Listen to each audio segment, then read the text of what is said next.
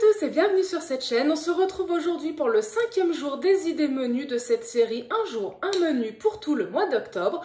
Alors si vous souhaitez voir les prochaines idées de menus, n'hésitez pas à vous abonner et puis vous avez les autres qui sont déjà passés sur la chaîne bien entendu.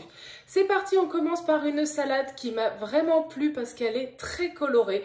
Dans les salades, moi j'aime beaucoup quand ça mélange et des légumes et des fruits. C'est l'occasion un petit peu pour moi de manger des fruits un peu plus simplement.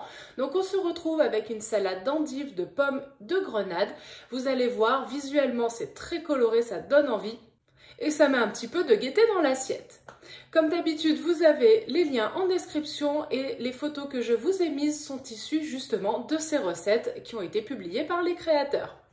En idée de plat, j'avais envie de vous proposer une recette de topinambour aux figues parce que je m'étais dit que c'était intéressant de pouvoir cuisiner un petit peu ces vieux légumes. Dans la recette, vous allez voir, c'est à base de crème fraîche.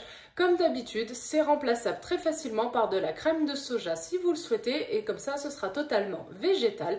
J'ai beaucoup aimé cette association également de légumes et de fruits.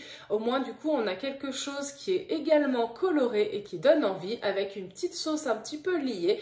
Donc, j'espère que cette idée vous plaira et vous redonnera envie un petit peu de cuisiner ces vieux légumes. Pour accompagner cela, je vous ai trouvé une recette un petit peu plus compliquée. Il faut le reconnaître, il faut avoir le temps, mais je m'étais dit que c'était intéressant du coup de vous la présenter. C'est un rôti de tofu. Alors, des rôtis de seitan, on en trouve assez facilement. Et là, j'ai trouvé que le rôti de tofu, ça changeait vraiment. À l'intérieur, en plus, on a une farce aux champignons de mémoire. Visuellement, c'est très joli. Il semble quand même qu'il y a une petite technique à adopter. Vous verrez, tout est décrit dans la recette sans aucun problème.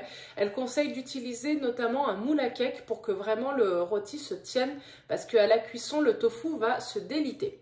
Mais pour ceux qui sont intolérants au gluten, c'est vraiment une alternative au rôti de seitan et ça peut vraiment faire justement un plat de fête. Alors j'anticipe peut-être un petit peu sur Noël, mais ça vous permet déjà de tester cette recette à plusieurs reprises et de vous faire la main.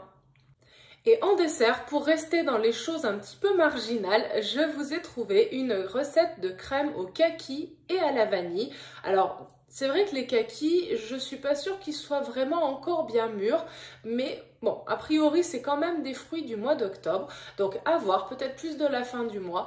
Ils font cuire les kakis, les mettent en purée et ils les réduisent, et ensuite ils intègrent ça avec une crème pâtissière végétale assez corsée en vanille et apparemment le mélange des deux va vraiment bien ensemble. Après vous pouvez bien entendu remplacer le kaki par un autre fruit un petit peu pâteux comme ça mais qui soit pas trop granuleux pour garder cette texture quand même bien onctueuse de la crème.